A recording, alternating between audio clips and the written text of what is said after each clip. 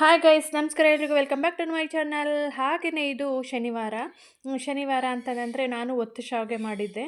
ಅಂದರೆ ನಮ್ಮ ಆಫೀಸ್ಗೆ ಅಂದರೆ ಡಿಸ್ಟ್ರಿಬ್ಯೂಷನ್ಗೆ ಅಲ್ಲಿ 6 ಜನ ಹುಡುಗರು ಕೆಲಸ ಮಾಡ್ತಾರೆ. ಹಂಗಾಗಿ ಅವರಿಗೆ ಒತ್ತು ಶಾವಿಗೆ ಮಾಡಿದ್ದೆ. ಅವರಿಗೂ ಸಹ ಕಳಿಸಿದ್ದೆ, ನಮ್ಮ ಮನೆಯವ್ರಿಗೂ ಅವರಿಗೂ ಒತ್ತು ಶಾವಿಗೆ ಕಳಿಸಿ ಮಧ್ಯಾಹ್ನ ನಾನು ಊಟ ಮಾಡಿಕೊಂಡು ಮತ್ತು ಈಗ ಒಂದು 20 ಜನಕ್ಕಾಗುವಷ್ಟು ಇಡ್ಲಿಗೆ ನೆನೆಸ್ತಾ ಇದ್ದೀನಿ. ನೋಡಿರಿ, ಇದರಲ್ಲಿ 1.5 ಗ್ಲಾಸಷ್ಟು ಉದ್ದಿನ ಬೇಳೆನ ತೊಗೊಂಡಿದ್ದೀನಿ. 1.5 ಗ್ಲಾಸಷ್ಟು ಉದ್ದಿನಬೇಳೆ. ಇದು ಬಂದ್ಬಿಟ್ಟು ಇಡ್ಲಿ ಅಕ್ಕಿ ಅಂತಲೇ ನಾನು ಕರೆಯೋದು.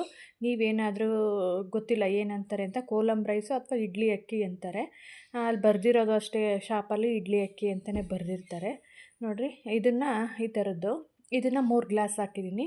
1.5 ಗ್ಲಾಸ್ ಉದ್ದಿನಬೇಳೆ ಅದೇ ಗ್ಲಾಸಲ್ಲಿ 3 ಗ್ಲಾಸು ಇಡ್ಲಿ ಅಕ್ಕಿ, 3 ಗ್ಲಾಸು ಊಟದಕ್ಕಿ. ಅಂದರೆ ಇದು ಹಂಸಕ್ಕಿ ಅಂತಾರಲ್ಲ, ನಾವು ಊಟಕ್ಕೆ ಬಳಸ್ತೀವಿ ಅದು. 1 ಗ್ಲಾಸಷ್ಟು ಸಬ್ಬಕ್ಕಿ ತೊಗೊಂಡಿದ್ದೀನಿ. ಅದೇ ಗ್ಲಾಸಲ್ಲಿ 2 ಗ್ಲಾಸಷ್ಟು ಅವಲಕ್ಕಿನ ತೊಗೊಂಡಿದ್ದೀನಿ. ಇದೆಲ್ಲನೂ ಒಂದು 2-3 ಸಾರಿ ಚೆನ್ನಾಗಿ ವಾಶ್ ಮಾಡಿಬಿಟ್ಟು ನೆನೆಸ್ಕೊಂಡಿದ್ದೀನಿ. ನೋಡಿ, ಒಂದು 2-3 ಸಾರಿ ವಾಶ್ ಮಾಡಿ ನೆನೆಸ್ಕೊಂಡಿದ್ದೀನಿ.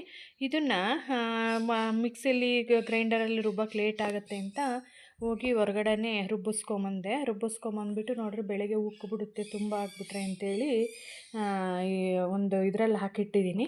ಹಾಗೆಯೇ ಉಪ್ಪನ್ನು ಹಾಕಿಡ್ತೀನಿ. ಇದು ಪಿಂಕ್ ಸಾಲ್ಟು. ಇದು 3 kg ಅಕ್ಕಿ ಹಾಕಿ ಮಾಡ್ತಿರೋದ್ರಿಂದ ಇಷ್ಟು ಕ್ವಾಂಟಿಟಿಲಿ ಉಪ್ಪು ಹಾಕಲೇಬೇಕು. ಈ ಪಿಂಕ್ ಸಾಲ್ಟು ಜಾಸ್ತಿ ಉಪ್ಪಿರಲ್ಲ, ಹಂಗಾಗಿ ಸ್ವಲ್ಪ ಹಾಕಲೇಬೇಕು. ಹಂಗಾಗಿ ಅದಕ್ಕೆ ಎಷ್ಟು ಬೇಕೋ ಅಷ್ಟಕ್ಕೆ ತಕ್ಕನಂಗೆ ಉಪ್ಪನ್ನು ಹಾಕಿ ರಾತ್ರಿಯೇ ಮಿಕ್ಸ್ ಮಾಡಿ ಇಡ್ತಾಯಿದ್ದೀನಿ.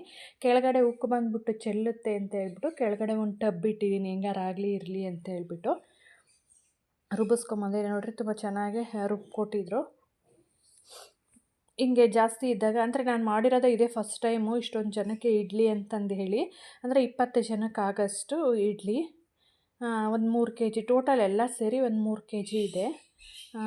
ಅದನ್ನು ಈಗ ರಾತ್ರಿ ಈ ಥರ ಚೆನ್ನಾಗಿ ಮಿಕ್ಸ್ ಮಾಡಿಬಿಟ್ಟು ಉಪ್ಪೆಲ್ಲನೂ ತಳಕ್ಕೆ ಹೋಗೋ ಥರ. ಇದು ಪಿಂಕ್ ಸಾಲ್ಟು ಬೇಗ ಕರಗೋದಿಲ್ಲ, ಅದಕ್ಕೆ ನಾನು ರಾತ್ರಿಯೇ ಹಾಕಿಟ್ಬಿಟ್ಟೆ. ಮಾಮೂಲಿ ವೈಟ್ ಉಪ್ಪಾದರೆ ಬೇಗನೆ ಕರಗಿಬಿಡುತ್ತೆ. ಹಾಗಾಗಿ ಇದನ್ನು ಹಾಕಿ ಮುಚ್ಚಿಟ್ಬಿಡ್ತೀನಿ. ಮತ್ತು ಬೆಳಗ್ಗೆ ನೋಡೋಣ ಉಕ್ಕಿರುತ್ತೋ ಅಥವಾ ಕರೆಕ್ಟಾಗಿ ಆಗಿದೆಯೋ ಅಂತೇಳ್ಬಿಟ್ಟು ನೋಡೋಣ. ನೋಡಿ, ಇದು ಬೆಳಗ್ಗೆ ಅಂದರೆ 4 ಗಂಟೆಗೇ, 4 ಗಂಟೆಗೆ ಎದ್ದಿದ್ದೆ. ಇದೆಲ್ಲ ನಾನು ಫ್ರೆಶ್ ಅಪ್ ಆಗಿ ಎಲ್ಲ ಇಡ್ಲಿ ಹಾಕೋದಕ್ಕೆ ಬರೋ ಅಷ್ಟೊತ್ತಿಗೆ 4:15 ಆಯಿತು. 4:15ಗೆ ನೋಡಿರಿ ಎಲ್ಲ ಮಿಕ್ಸ್ ಮಾಡ್ತಾಯಿದ್ದೀನಿ. ನೀವು ಯಾವುದೇ ಮನೆಯಲ್ಲಾಗಿರ್ಬೋದು ಅಥವಾ ಯಾವುದೇ ಹೋಟ್ಲಲ್ಲಾಗಿರ್ಬೋದು, ಒಂದು ಚೂರು ಇಡ್ಲಿಗೆ ಸೋಡಾ ಹಾಕಿಲ್ಲ ಅಂದರೆ ಬರೋದೇ ಇಲ್ಲ. ನನ್ನ ಅನುಭವದ ಪ್ರಕಾರ ಬೇರೆ ಯಾರು ಹೆಂಗೆ ಮಾಡ್ತೀರಾ, ಏನು ಹಾಕ್ಬೋದು ಈ ಅಡುಗೆ ಸೋಡಾದ ಬದಲು ಅನ್ನೋದನ್ನು ನನಗೆ ಕಮೆಂಟ್ಸ್ ಮಾಡಿ.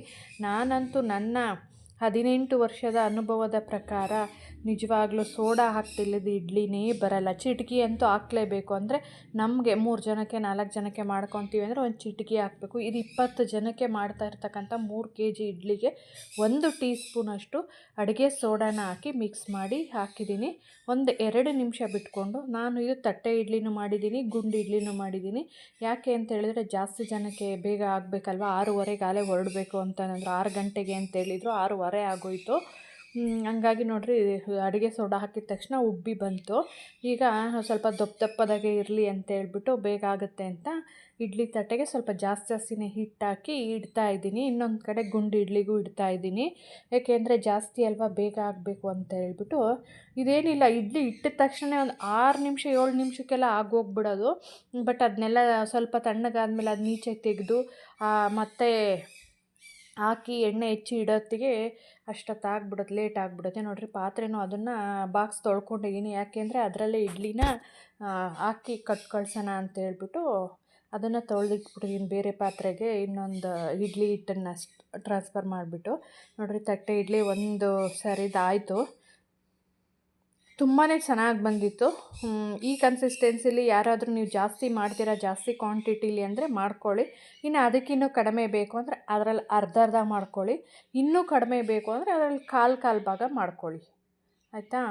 ನೋಡಿರಿ, ಈ ಥರ ಇಡ್ಲಿ ಬಂದಿತ್ತು. ತುಂಬಾ ಸಾಫ್ಟಾಗಿ, ಮುಟ್ಟಿದ್ರೆ ಹಿಂಗೆ ಒಂಥರ ಹೂವು ಥರ ಬಂದಿತ್ತು ನೋಡಿರಿ. ತುಂಬಾ ಚೆನ್ನಾಗಾಗಿದ್ವು ಇಡ್ಲಿಗಳು ಮಾತ್ರನೇ. ಅಲ್ಲೂ ಅಷ್ಟೇ, ಎಲ್ಲ ಪಾಪ ಕೆಲಸದವರು ತುಂಬ ಇಷ್ಟಪಟ್ಬಿಟ್ಟು ತಿಂದ್ರಂತೆ. ನೋಡಿರಿ ಕಡಲೆಕಾಯಿ ಬೀಜ ಚಟ್ನಿ ಮಾಡ್ತಾಯಿದ್ದೀನಿ. ಅದಕ್ಕೆ ನೋಡಿರಿ ತೆಂಗಿನಕಾಯಿ ತುರಿ ಹಸಿದು ತುರಿದಿದ್ದೀನಿ, ಕಡಲೆಕಾಯಿ ಬೀಜ ಹುರಿದಿಟ್ಕೊಂಡಿದ್ದೀನಿ, ಮತ್ತು ಇದು ಹಸಿಮೆಣ್ಸಿನ್ಕಾಯಿ, ಮತ್ತು ಉಪ್ಪು ರುಚಿಗೆ ತಕ್ಕಷ್ಟು, ಇದು ಪುದೀನ ಕೊತ್ತಂಬರಿ ಹುಣಸೆಹಣ್ಣು ಮತ್ತು ನೀರು ಇದೆಲ್ಲ ಹಾಕಿಬಿಟ್ಟು ಗ್ರೈಂಡರ್ಗೆ ಹಾಕ್ಬಿಡ್ತೀನಿ. ಯಾಕೆಂದರೆ ಒಂದೇ ಸರಿ ಬೇಗ ಆಗಿಬಿಡುತ್ತೆ, ಮಿಕ್ಸಿಲಿ ಬೇಗ ಆಗೋಲ್ಲ. ಮಿಕ್ಸಿಲಿ ರುಬ್ಬಿದ್ರೆ ಮತ್ತು ಅಳಿಸೋ ಚಾನ್ಸ್ ಇರುತ್ತೆ ಇದು ಚಟ್ನಿ. ಹಾಗಾಗಿ ನಾನು ಗ್ರೈಂಡರಲ್ಲೇ ರುಬ್ಬೋಣ, ಟೇಸ್ಟೂ ಚೆನ್ನಾಗಿರುತ್ತೆ, ಬೇಗ ಒಂದೇ ಸರಿನೂ ಆಗುತ್ತೆ. ಸ್ವಲ್ಪ ಈ ಚಳಿಗಾಲ ಆಗಿರೋದ್ರಿಂದ ಈ ಗ್ರೈಂಡರಲ್ಲಿ ರುಬ್ಬಿದರೆ ಅಳಿಸೋದು ಇಲ್ಲ ಅಂತೇಳ್ಬಿಟ್ಟು ಗ್ರೈಂಡರಲ್ಲಿ ರುಬ್ಕೋತಾ ಇದ್ದೀನಿ. ಫಸ್ಟು ಎಲ್ಲ ಕ್ಲೀನ್ ಮಾಡಿ ಸೆಟ್ ಮಾಡಿ ಇಟ್ಕೊಂಡಿದ್ದೀನಿ. ಅದು ಸ್ಥಳಕ್ಕೆ ಒಂಚೂರು ನೀರು ಹಾಕಿ ಫಸ್ಟು ಈ ಹಸಿಮೆಣ್ಸಿನ್ಕಾಯಿ, ಹುಣಸೆಹಣ್ಣು, ಬೆಳ್ಳುಳ್ಳಿನ ರುಬ್ಕೊಂಡ್ಬಿಡ್ತೀನಿ. ಏಕೆಂದರೆ ಅದು ಎಲ್ಲ ಒಟ್ಟಿಗೆ ಹಾಕಿದಾಗ ಅದು ಜೊತೆಗೆ ಸಿಗೋಲ್ಲ ಒಂದೊಂದು ಸಾರಿ. ಹಂಗಾಗಿ ನಾನು ಈ ಥರ ಇದನ್ನು ಬೆಳ್ಳುಳ್ಳಿ, ಹಸಿಮೆಣ್ಸಿನ್ಕಾಯಿ, ಹುಣಸೆಹಣ್ಣು ಎಲ್ಲ ಒಟ್ಟಿಗೆ ಹಾಕ್ಕೊಂಡು ನಂತರ ಒಂದೊಂದೇ ಸೇರಿಸ್ಕೊತಾ ಇದ್ದೀನಿ. ನೀವು ಈ ಥರ ಯಾರಾದರೂ ಜಾಸ್ತಿ ಅಡುಗೆಗಳನ್ನ ಮಾಡೋ ಅಂಥವ್ರಿದ್ದರೆ ಏನಾದರೂ ಟಿಪ್ಸ್ ಇದ್ದರೆ ಹೇಳ್ರಿ, ಇದಕ್ಕೆ ಯಾವ ಥರ ಹಿಂಗೆ ಜಾಸ್ತಿ ಜನಕ್ಕೆ ಮಾಡ್ಬೋದು ಅಂತೇಳ್ಬಿಟ್ಟು. ಯಾಕೆಂದರೆ ನಾನು ಇನ್ನು ಮುಂದಿನ ದಿನಗಳಲ್ಲಿ ಮಾಡಬೇಕಾಗತ್ತೆ. ಹಾಗಾಗಿ ನನಗೂ ಏನಾದರೂ ಟಿಪ್ಸು ನೀವು ಜಾಸ್ತಿ ಅಡುಗೆ ಮಾಡಿರೋರಿದ್ದರೆ ಹೇಳಿ. ನನಗೆ ಈಗ ಬಂದಂಗೆ ಮಾಡಿದ್ದೀನಿ. ಅಂದರೆ ನಾನು ಎಲ್ಲ ಬೇರೆ ಅಡುಗೆಗಳೆಲ್ಲ ಮಾಡಿದ್ದೀನಿ, ಜಾಸ್ತಿ ಜನಕ್ಕೆ 200 ಜನದವರೆಗೂ ಮಾಡಿದ್ದೀನಿ ನಮ್ಮನೆ ಫಂಕ್ಷನಲ್ಲೆಲ್ಲನೂ. ಬಟ್ ಈ ಇಡ್ಲಿ ಮಾತ್ರ ಇದೇ ಫಸ್ಟ್ ಟೈಮ್ ನಾನು ಇಷ್ಟೊಂದು ಜನಕ್ಕೆ 20 ಜನಕ್ಕೆ ಇಡ್ಲಿ ಮಾಡ್ತಾ ಇರೋದು.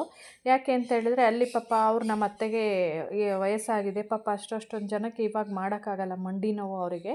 ಅದಕ್ಕೆ ಅಲ್ಲಿ ಹೋಟ್ಲಲ್ಲಿ ತರಿಸ್ಕೊಡ್ತಾಯಿದ್ರು. ನಾನು ದಿನ ಪಾಪ ಹೋಟ್ಲಲ್ಲಿ ಅವರು ತಿನ್ನೋದಲ್ಲದೆ ನಮ್ಮನೆಯವರು ತಿಂತಾರಲ್ಲ ಹೋಟ್ಲಲ್ಲಿ. ಹಂಗಾಗಿ ಎಷ್ಟು ದಿವಸ ಒಂದು ವಾರದಲ್ಲಿ ಒಂದು 3 ದಿವಸ ಅಲ್ಲೇ ಇರ್ತಾರೆ. ಅದಕ್ಕೆ ಹೋಟ್ಲಲ್ಲಿ ತಿನ್ನೋದೇನು ಅಂತೇಳ್ಬಿಟ್ಟು ಅವ್ರ ಪಾಪ ನಮ್ಮ ಅತ್ತೆ ಇದ್ದಾಗ ಅವ್ರ ಕೈಲಾದರೆ ಗೊಜ್ಜುಗಳೆಲ್ಲ ಮಾಡಿಕೊಡ್ತಿದ್ದೆ. ರೈಸ್ ಮಾಡಿಬಿಟ್ಟು ಕಲಿಸ್ಬಿಟ್ಟು ಕೊಡೋರು. ನಾನು ಬರೀ ರೈಸ್ ಐಟಮ್ ಏನಪ್ಪ ಅಂತೇಳ್ಬಿಟ್ಟು ಇಲ್ಲಿಂದ ಇಡ್ಲಿ ದೋಸೆ ಅವೆಲ್ಲ ಮಾಡಿ ಕಳ್ಸೋದಕ್ಕಾಗಲ್ಲಲ್ವ.